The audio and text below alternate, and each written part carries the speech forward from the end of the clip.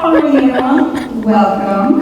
My name is Liz Faust. I'm the Director of Exhibitions and Curator here at Goucher College. I am super ecstatic and excited to welcome Jackie Milad, not only for her artist talk, but for the amazing exhibition she made in the gallery up there.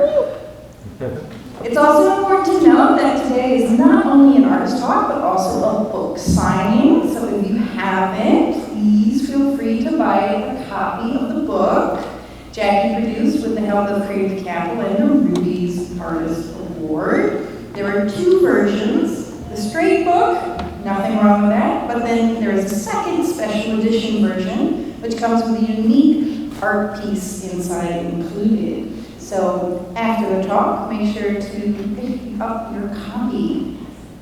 So this exhibition, No Soy Ana Agnabi, is on view until October 24th, so it's closing soon. Now without further delay, I am super excited to welcome Jackie Milad. Okay, hi. Thank you. Hello everyone. Before I start, I'm going to drink some water, so bear with me. Give me a second. Take up space.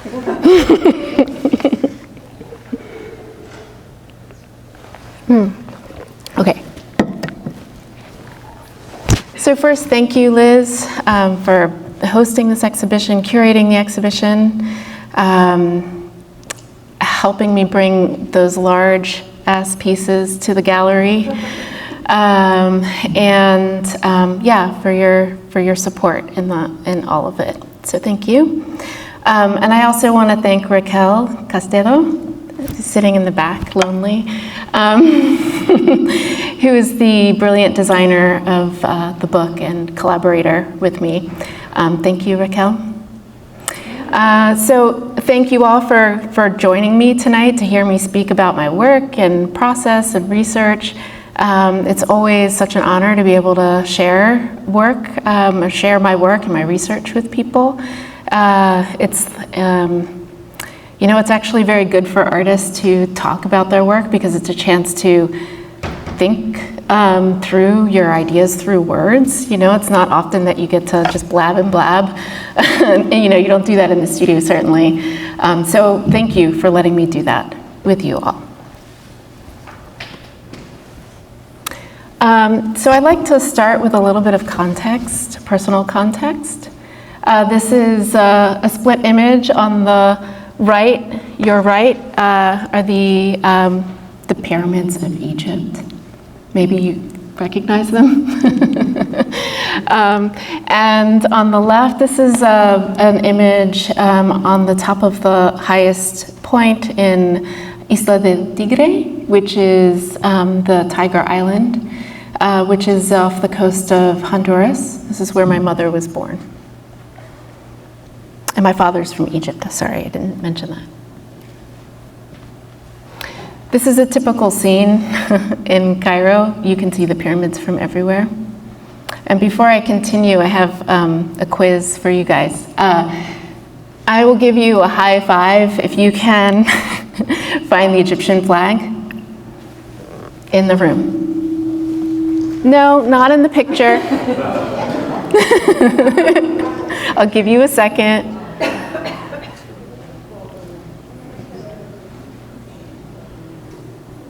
Okay, yes, that one over there. It's a red, white, and black, and there's an eagle in the center. So we'll get a high five later. So this is, in Cairo, it's a very chaotic place. I was able to visit Cairo in January 2020, and mainly, my objective during that visit was to spend time in the city, but also with ancient sites, but to see and, just sort of research, really. It's more about like a visual research for me. And at the time, prior to my trip, I was making work that looked like this. And this is the beginning of working with canvas and collage. This is when I started really cutting up all of my older works and repurposing them into newer pieces. And the layering of the collage was really important to me because these objects became sort of like a historical document of my process. And so I was in my studio making this work. I had Egypt, I had Honduras in mind. I had this sort of my heritage. How do I bring those two worlds together on a surface? And also my experiences of being, an American and a Baltimorean. And so I went to Egypt, and the first thing that I noticed, and the first thing that was like super affirming to me, was the fact that everything and everywhere I went, there was collage. And the historical references, the layering of history on top of itself was so everywhere, especially at the ancient sites, like these two. But then this place, and if you've ever seen me speak or talk to me for at least 2 minutes about my work, I bring this place up. It very much affected my thinking about what collage could be and how it can affect my work, and how just like what I'm doing is I'm on the right path, right? So the Luxor Temple, has anyone visited Egypt before? Oh, excellent. Have you been to this place? Yeah, it's so amazing. It is the oldest in the world, the oldest site of religious site in the world that's like in operation, that people still use today, because as you can see, there's the Pharaonic temple. To the right and left, you can see the remnants pretty easily in this photo. And then that first layer is the Pharaonic temple. And built on top of that, and throughout the temple, you see examples of Coptic archaeology and Roman frescoes. And then on top of the church is a mosque, and the mosque is still in use to this day.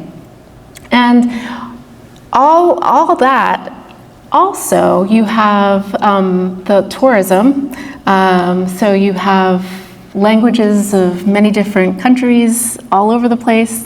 You have the signage telling you where to go to the bathroom behind you. You have McDonald's and loud rap music, so it's a cacophony of information. It's also just this layering of, layering of historical time. And of course, it's still living. And I think that's the most important thing there. Also, while I was in Egypt, this is 2020 when I was there.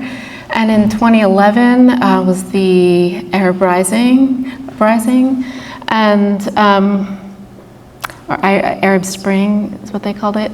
And a lot of the walls there's tons of graffiti, political graffiti, that had been painted over by the government. And this particular piece, which is already, there's layers here that I'm sure you can see. This piece there were still remnants of it when I was there in 2020. And then on the right is a fresco, a Roman fresco that you see at the top, and that was at the Luxor Temple, and it's fresco built on top of this Pharaonic relief. So this is just like one little tiny example of many that I saw. And this, again, the layering of history is just like so yummy to me. It was very, very satisfying. And when you go to Egypt, it's just always, there's always information that you're getting. Not just the moment, of the moment, you're hearing and listening to Arabic language, your Arabic music, the sirens and the honking of the cars, but you're also like just around the corner, you're seeing buildings that are 3,000, 4,000 years old. It's very much a place of, so much inspiration for me. So with all that information that I gathered while I was in Cairo and in Egypt and traveling, I thought, okay, I'm going to go back to the US and to my studio and, just go to the museums and have some reference there as well. I grew up going to these two museums. You probably recognize the Walters on the right and the Met on the left. And part of the reason why I grew up going to these museums pretty regularly was the fact that my parents, both immigrants, thought it was really important for me to experience our culture. And the museums, that was like a really easy place to go and do that, right? There, at the time, I have a lot of family that are in New York, and so it was like a big family, always like a family, retreat or something. It was really kind of ridiculous, actually, like 15 or 20 Egyptians going to see the exhibit at the Met. I was so confused by the display. Even as a child, I didn't understand how this stuff related to our family, how it related to me, and I didn't get it. I didn't understand also how, like in terms of the current day Egyptian, like how do we fit into this timeline, right? And there's at the time especially, and there's maybe some museums are doing a better job at this, but there was nothing in the museum that even placed this into a timeline or a place. It was almost this mythical sort of like, where did this come from? Like, I don't know, this from space? So it felt very foreign, and so that has always kind of stuck with me. And it wasn't until I got back from this very recent trip in Egypt, and I went to the museums as I was taught to do, and I had more questions. I had questions about how these works came to be in the museum, what's the sort of acquisition history, what about the objects that are in storage, like why are they in storage, how are they being used and treated, so where and how can I make sense of all of this in terms of my placement and my relationship to this past. And so I thought I'd go to the source of extraction and excavation. This is the British Museum, and the British Museum receives about 6 million visitors a year, and they have 8 million objects in their collection. And of those 8 million objects, they have 100,000 of them are Egyptian. And just to give you some context there, 100,000 objects exist at the Baltimore Museum of Art. And so, we're all really comfortable and know how big the Baltimore Museum of Art is. But yeah, just the Egyptian objects at the British Museum are 100,000. So when I took this trip, I participated in their study room program. And the study room program is this opportunity for artists and scholars and researchers to have access to the collection at the British Museum. And mostly these are objects that are in their storage units. And it's a chance for you to look, to observe, to draw, photograph, etc. If any of you are interested in archives or curious, this is open to everyone. So you just have to sign up for it, and I say take advantage of it. So I was there in October 2022, 2022, and then I went there again in the spring of 2024. And during the first visit, actually the Rosetta Stone wasn't there, but I thought this was very curious. People love looking at the Rosetta Stone at the British Museum, and it's the one object that the Egyptian government wants back, and the British Museum won't give back, and we see why. Every time I walk past, because I had to walk past the Rosetta Stone to get to the study room, it always looked like this. This is a funny picture of me, but so I selected about 4 or 5 objects out of their collection, and just to give you again like what that looks like, I selected those objects off of their online database. I requested the objects like 3 months in advance, and then they gave me all the instructions of how to show up and what I can and can't do with the object. And when I got there, I was given some gloves, so I could hold the object, I could photograph it, I could draw it, I could just hang out with it as long as I wanted to. Actually had 8 hours per day. I had 4 days total.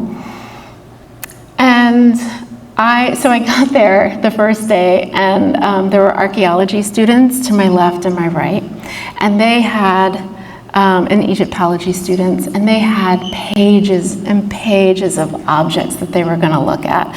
And I thought, oh God, I really blew it. Like, I could have seen pages and pages of objects, and I only selected the small amount. What am I doing? I'm going to look at these for 8 hours for 4 days, And they brought out this funerary mask, and it was a surprisingly powerful experience, one that I wasn't really expecting. I think part of it that I know truly, I understand it better, but at the moment it was kind of this surprising experience because I wasn't expecting to have an emotional moment with this mask. In fact, I'm like even tearing up thinking about it. But the thing that was so, now really obvious is that the face looks like family, The eyes, because of the material, had this sort of like glassiness to them that it just looks so real. And just the tone of the skin color, the wood, it's just sort of a skin color that I recognize. So I was able to hold this object. I spent probably, a couple hours with it. And I created a relationship with this object and emotional connection to it. And it has become a repetitive symbol and an object, a drawing that I've done that comes up in all of my work. And you probably recognized it in the drawings that are in the gallery. So one of the things that I was very interested in understanding is the history of acquisition or extraction, how objects are treated while they're in archive, and the history of that, because as you can see on the forehead, the acquisition number was placed, I think with, it's an inlaid metal into the forehead. And then later there was a move more towards labels, like paper labels, pencil, marker on the back. And so anyway, that sort of marking is really important because again, that's like a historical, that's a marker of how this object is living, right? Like how it has a relationship to its present day and the people that are interfacing with it, the archivists, the historians, the curators. I think I think that there is like, some people cringe, like, oh my God, they put markers all over this thing, markers and metal into the forehead, but it is, it's the object's history, and I find that really fascinating. So one of the objects that I was introduced to during that visit was a shabtis, and I fell in love with the shabtis. They are funerary dolls. They are buried, or they were buried with pharaohs and noble people that had means, because these objects are handmade, and especially the earlier ones. And the more realistic, the more sort of more expensive they were, so it was more likely that those were buried with people that were very wealthy. And so they would have, within a tomb, about 300 or 400 of these shabtis buried with the person. And they were meant to animate in the afterlife. And so when that person went into their afterlife time, the shabtis would come to life and serve that person. And so every single shabti has a purpose. They have a reason for existing. The priest would give, names to the shabtis. They would also include instructions for what they are to do in the afterlife. And so, with 400 shabtis, you might have a concubine, you might have a farmer, a priest, and there's a historian that I truly adore, Egyptologist, that told me that this is actually new technology. It was Fatma. This is new technology. Because previous to making the shabtis, they would actually murder their servants and bury their servants with them in the tombs. So we're talking about, like 300 or 400 people being murdered at a time. And somebody must have wait a second, maybe we should just make dolls? And I don't know, because I think that the time of the pyramids was that was what they were up to. They were really, there's a lot of murdering happening, especially when there was a change in kings or queens. So the shabti, because, as I said, there's about 300 or 400 of them within one tomb, right? And says a lot. You also calculate in that we have 200 years or so of extraction, excavation, and then add to that equation the fact that there were many, many, many extractions and opening up of tombs, excavations. So you have the amount of shabtis out in the world is one that is unknown. Even specialists in the shabti dolls don't know exactly how many shabtis exist in the world, which is so fascinating to me. The shabtis have been spread all over the globe. Every single museum collection that holds, I don't know what happened. Every single museum collection that holds Egyptian objects has shabtis in their collection. Yeah. And these are just some images of the drawers and drawers of shabtis at the UCL, or University College London Petrie Museum. And here on the right, so they come in very, very tiny, or about 10, 11 inches tall. And here's an example of someone at some point decided to draw or drill holes in the heads and create these necklaces out of them, the tiny ones. There's so many, guys, there's so many. And these are examples at the Petrie Museum. So again, like I said, mentioned before, I went to, I don't know, I'm not doing anything. So as I mentioned before, I went to London twice. October 2022 and then 2024 spring. And in the spring, that's when I really was focusing on the shabtis. And so I spent time, I don't know, it's fine. Anyway, I spent time with the shabtis. I drew them, I created relationships with them, I photographed them, I held them.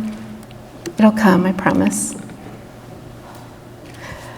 And it was very curious, the different rules that they had for how I was to handle them. So at the University of Pennsylvania, they don't want you to handle the objects with gloves. And so Liz is coming to save the day. I can tell, she has that walk that's like,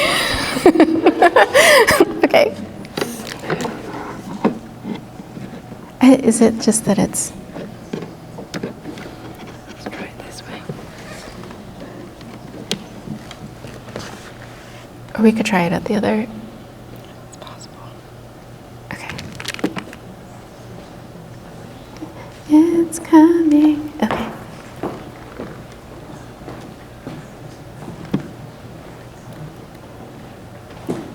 No. It is freaking out. Maybe you should take it up there. Yes. Okay.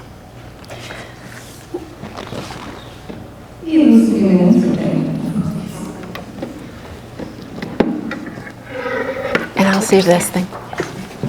Do you need this? Okay. Hi.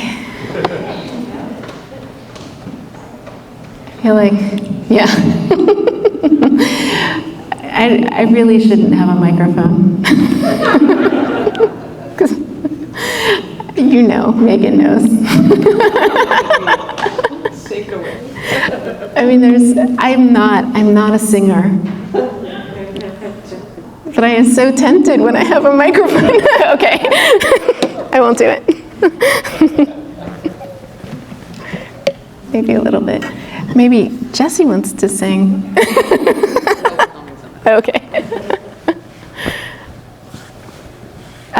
Okay, so I'll just keep talking. So the shabtis. Give me a sec. What was I saying? Oh, handling them. Thank you.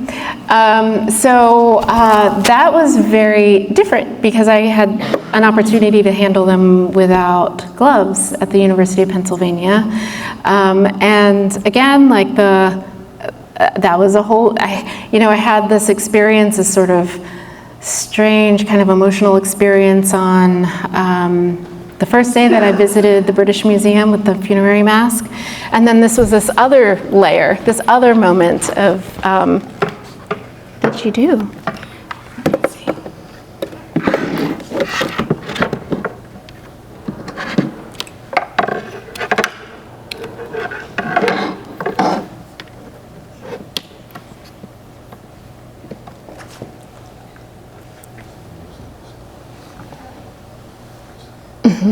It's coming.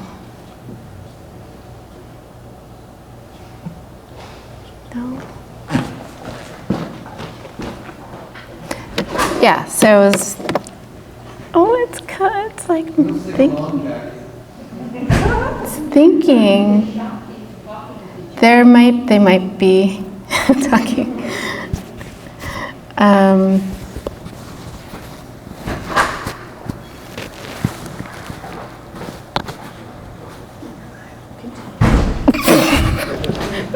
Been told to continue.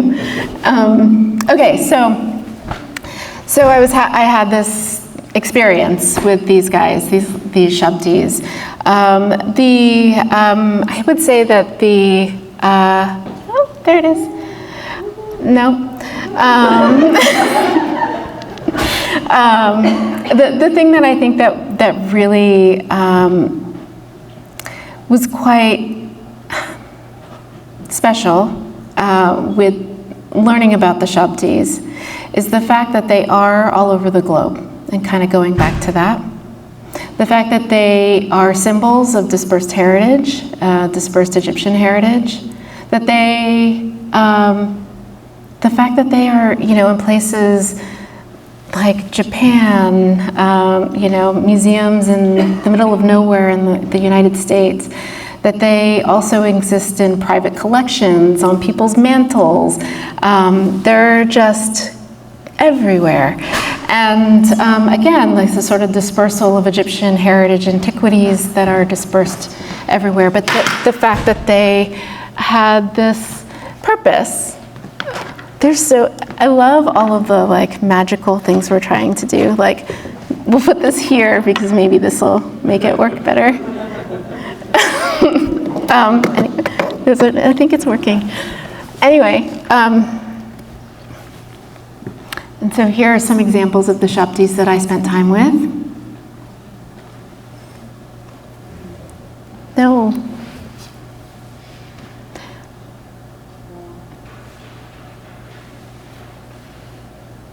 I'm so nervous to touch them. Okay. And then I wanted to share also, they come in all types of materials. So the green on the right is a faience, and it's sort of like a ceramic glass. And then on the left it's wood. And the carving, what you see on the back is not too different from what you see on the front of that particular piece. I think it's just like two eyes. And when the shabtis, as time had gone on, and it became kind of this popular figure to include in your funeral process or your afterlife, more and more regular Egyptians were hiring people, makers, to make these shabtis for their own tombs.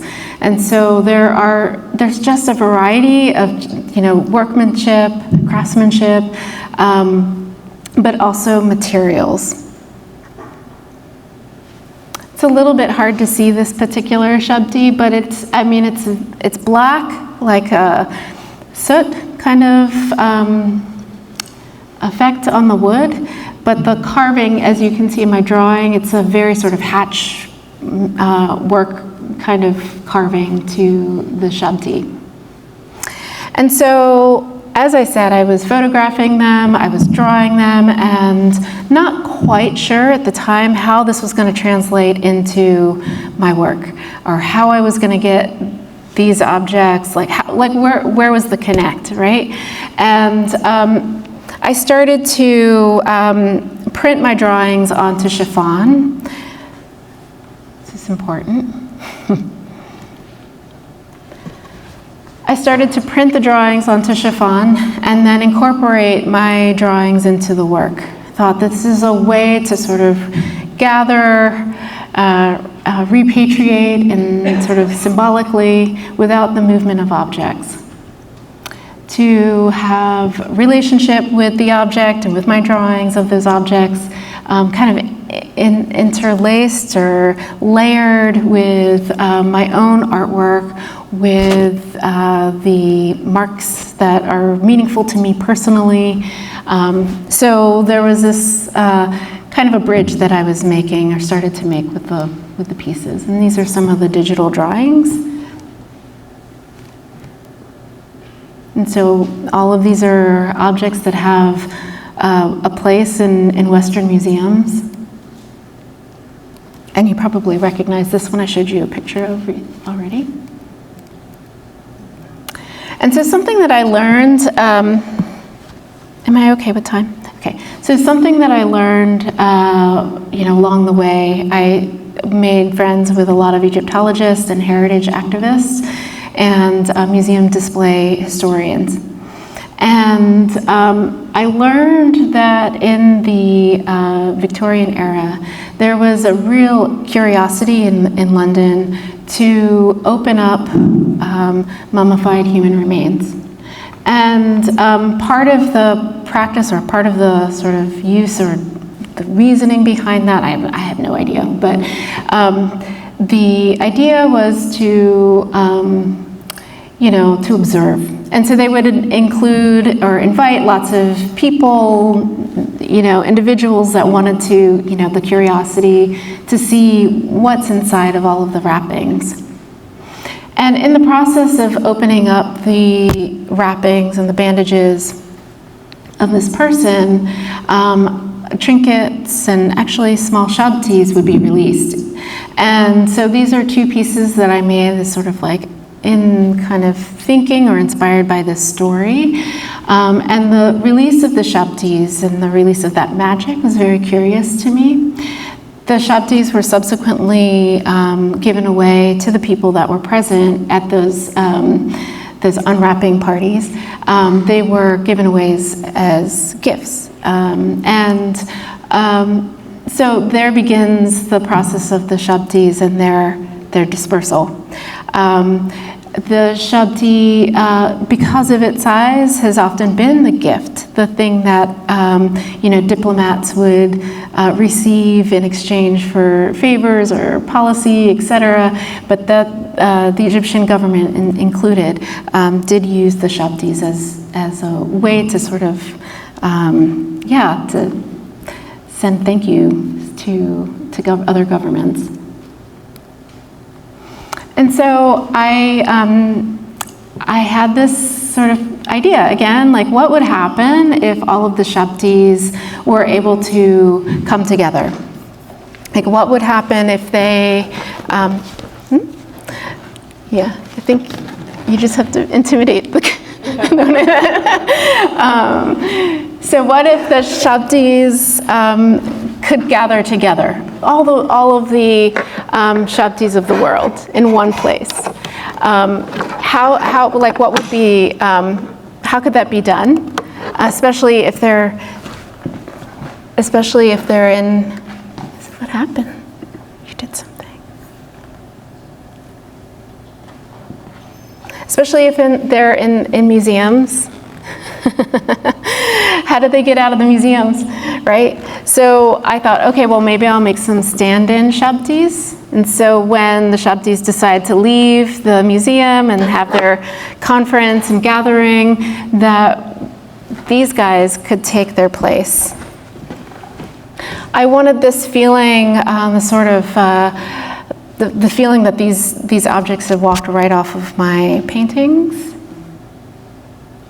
and collages, and that there's a sort of humor to them, that they don't look really like shabtis. They're about the size of shabtis, but obviously, like they definitely don't look like the shabtis, the historical ones. And so yeah, the one fantasy that I have is to actually do a project where I install these in those drawers that I shared with you, and to photograph the shabtis, the stand-in shabtis, in the place of the actual shabtis. It's not really, I mean, it's doable. I have friends. These are just some images showing off the shabtis. And then something about holding the objects is also very important. The care of the object is just like how I was caring for the object in the back rooms of the museum. That feeling and touch, very important, because there's something about that. And I think that there was a workshop here weeks ago where students and faculty could actually hold Egyptian antiquities and during a workshop. And I think when you're that close in proximity to something that's so old and ancient, and it does something to you. But then on another level, as an Egyptian, it's like quite moving. So I'm going to address something that everyone asks me. Why do you work so big? And I think that there's no real, there's no other way, actually. Just based on the fact of when we're talking about the dispersal of Egyptian heritage all over the globe, we're talking about immensity. Like it's like just, you can't even imagine, right? Like, and it keeps happening. Like every year there's another excavation, another discovery. And, you know, the Egyptian government and the Egyptian tourism industry really benefits from that, and the sort of curiosity of like, what did they discover this time, you know? And so there's a market for it. And so that kind of like, that overwhelming experience of that, or thinking of that, is something that I'm just like on a quest to do over and over and over again.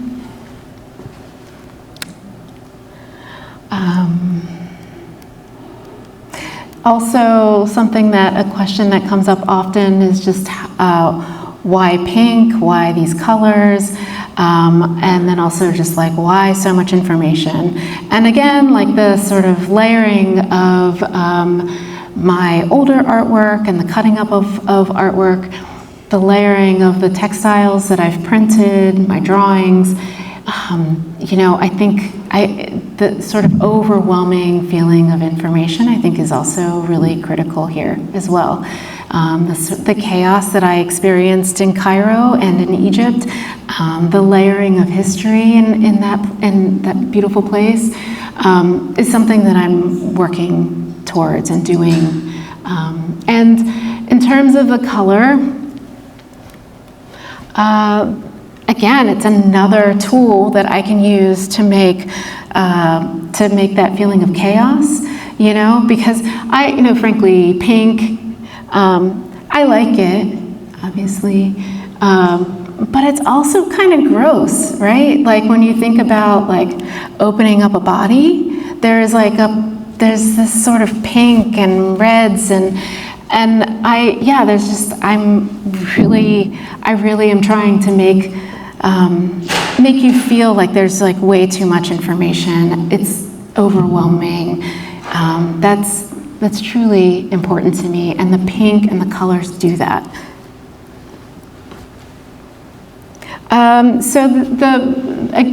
There's some fun things that I'm trying out in this particular exhibition. The use of mirrors was a way to show the work or show the shabtis in different perspectives, but also as another element to confuse and to create more chaos. But one other thing that I have been thinking a lot about too is just this sort of like place of portals, and I think that that's like something we're all kind of talking about, a lot of artists talk about these days.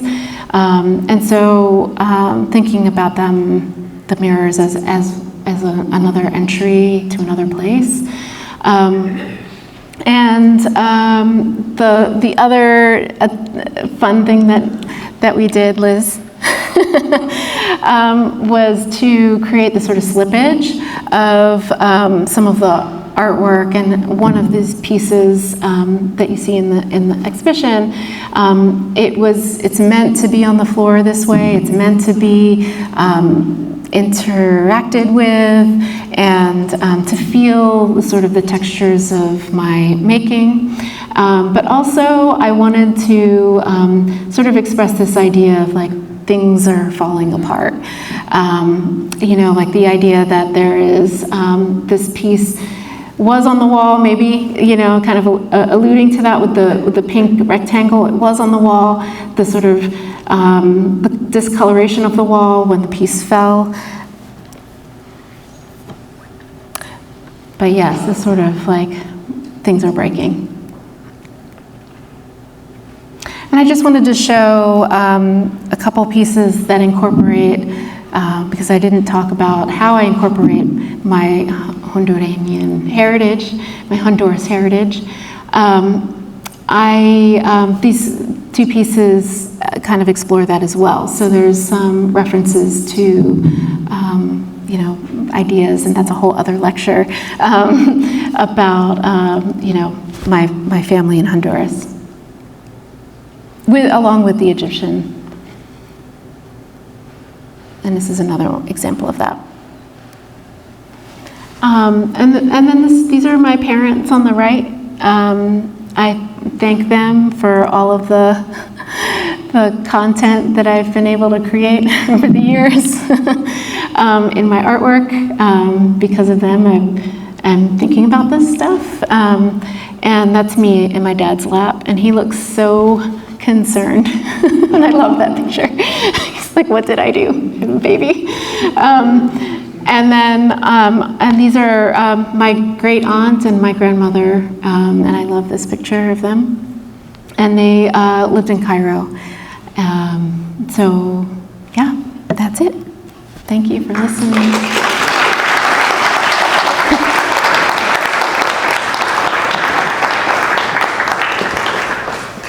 Thank you for everyone's patience, even with all the technical difficulties. Although, don't worry, just have Jackie. Okay, that's right. I'll just sit right here.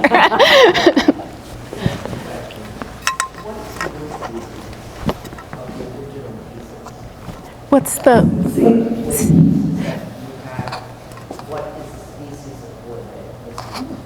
Oh, for the shabtis, or? Well, the faces that you saw in Egypt. Yeah. They imported wood from Lebanon, and so Cyprus, I think. Does anyone know? Yeah, Cyprus. Yeah, so that and actually, if wood is used in, you know, coffins or in any kind of way in ancient times, it was a sign of a great wealth, because there are no trees in Egypt that can do that. So, is this? Yeah, I don't know. I mean, I'm sorry, I don't really know exactly, but yeah. And then the second question is the shabtis that you make. What is that? Oh, great question. It's epoxy resin clay. So it's a two-part material. It's like, put it together, and it's somewhat like air dry clay. And so it's super lightweight. There's actually a couple of shabtis that are sitting on the piece that you can interact with, and so you can pick it up and feel the material. Yeah? Yeah. Is the rock-like symbol Mm-hmm. found from the painting, does that reflect also like the Arabic writing, like the Ah, yes. Thank you. Yeah, I'm so glad you noticed or thought of that, because I've been thinking about these. So I've been sort of in this world of like snakes for a long time, thinking about snakes, or the symbol of snakes, and the sort of regeneration of rebirth, you know. But I just, it became more and more abstracted.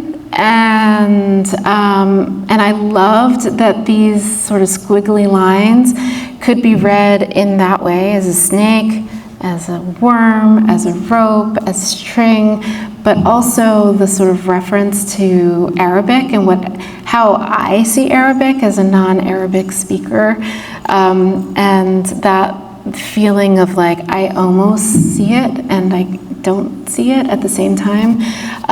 But yeah, that definitely is something that I've been thinking about.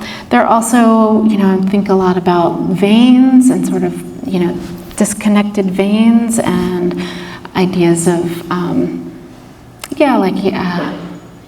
like blood relation and blood, like that. Like how, it's so many things. But I thank you for seeing that. Yeah. Hi. I want to know what was your thinking in terms of making your shabtis more abstract rather than representational?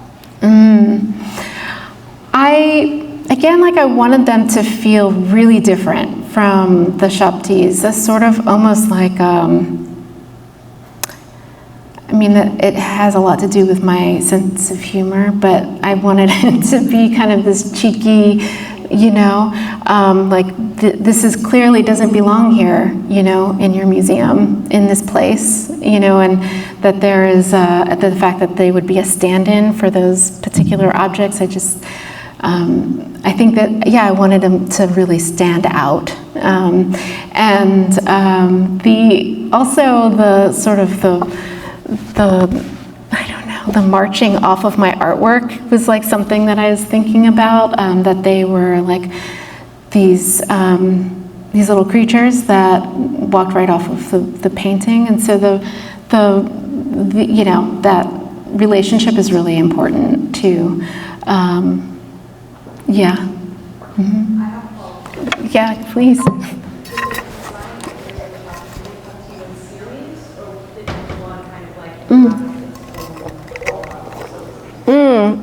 Yeah, they're very, I make, I would say like 3 or 4 at a time.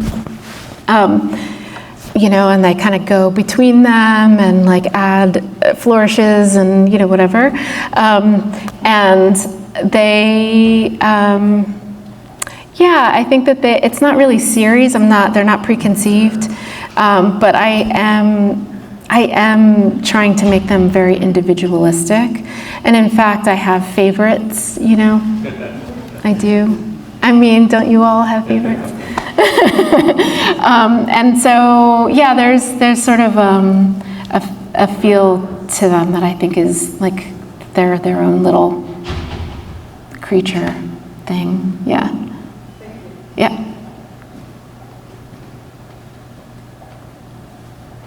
Any other questions? Yeah. Was it jarring to see the Americanization that's happening in the Western influences in Cairo, like that juxtaposition? I mean, but were there other things like American TV or that type of? Well, Cairo has been a metropolitan city for such a long time. And what that means is that it's had influences of Europe and the West since the ancient times, since Cleopatra, you know, even before that, the Ptolemaic times. Like Cleopatra was Greek, you know, and they were like the first, I like to think of that period as the first Egyptomaniacs, because they were so obsessed with the culture. But their influence is also very, very heavily, you see it in the way that the sculptures have changed. Like when you see, oh God, I'm getting really Egypt nerd moment right now. So forgive me. But you go to the museum, like the Walters has some great examples of how different the making of, like, let's say a face, a bust, how it went from the early years of Egypt's history to the sort of more recent, you know, like the Ptolemaic times, where it becomes more like Greek sculpture, you know? And so, yeah, I think that this sort of Western influence has always been, it's such a place of diversity. Yeah, I mean, in terms of like commerce and commercialism and, you know, that's also been around for a really, really, really long time. Mm-hmm. So, you know, it kind of feels like it's always been there in a way. Yeah. So, yes. Hi. Thank you so much, Jackie. This is such a beautiful work. Thank you. You are working with a lot of markers of depth. The shabtis are markers of depth. Language choosing is markers of depth. Density is a marker of languages of depth. And I was thinking about what those markers mean. The shabtis were meant to serve people in the afterlife. How are you, or do you think about the ways that these new markers of transition are serving you and serving the ideas that are inherent in the work? And are you interested in preserving that notion of service by using these images? Can you be specific about what images, like the shabtis? Yeah. Yeah. As a marker of death and of service. Mm-hmm, mm-hmm. And how is that translating Yeah. that act of service in the work? Oh, yeah. I've been thinking a lot about that, the idea of the fact that, when you engage with any object in the museum, or most objects in the Egyptian objects in museums, they are funerary objects, because the extraction was happening in tombs of the deceased people. And so when there's, I think, I think that there's this like idea that I keep going back to in terms of the portals and the shabtis, the stand-in shabtis too, like that there is kind of there's sort of a life-giving, or that there's a lot of joy in what I'm making, and but then also how interesting, like when I think about, like extraction and opening up tombs, like that's so freaking terrible, it's disgusting actually, but then there's this other thing that's like, we are looking at these objects again and giving them life again, and sort of this thinking of like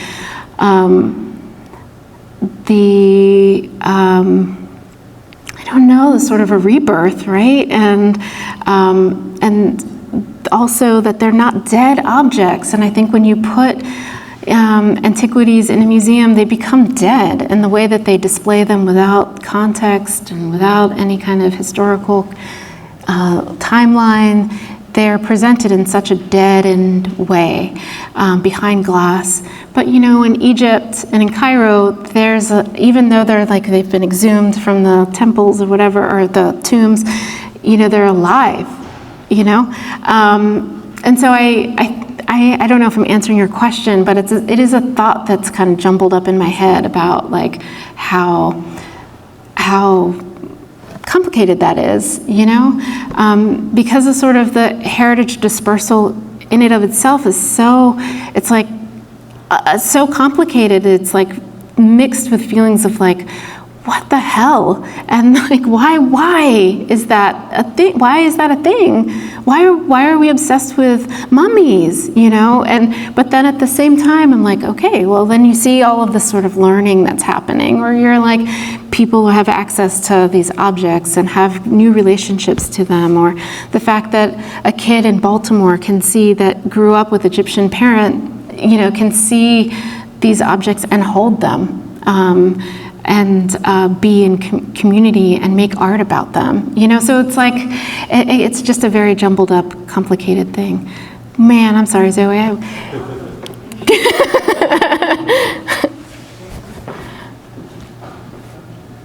little bit going on that topic that you referred to a little bit. So talking about how you add in your older work in your work, is that kind of like not the depth of the old work and the rebirth of it, but how do you think about that as like add them to the new works and how they relate to the new work as well? Yeah, I'm so glad you brought that up, because I definitely think about that. There was a talk at the BMA, and I can't remember who the artist was. Maybe, I feel like we were together, Zoe, so maybe you remember. But the artist talked about how drawing, how this sort of art making in a two-dimensional way, the object becomes, like after it's made and then it's collected and it's put in a frame and in a museum, that it dies, that there's a sort of death to the object. And that sat with me for such a long time. My background when I went to undergrad was in performance art. And in the early days of moving back to Baltimore, I spent so much time with performance artists and time-based artists, musicians. And I felt like, I don't want to make work that doesn't live and doesn't have constant birth and rebirth and new stories. And so this has been my, I've been cutting up old work since 2015 and just like repurposing. And when I say old, it could just be like last week I made it or like an hour ago, and I'm cutting it up and repurposing. But there is something that feels very time-based with that process. But yeah, the sort of like taking away its preciousness and like being really like, this is material that lives, you know, is really exciting to me. Okay. It's time for me to shut up. We're out of time. Thank you, Jackie. Thanks.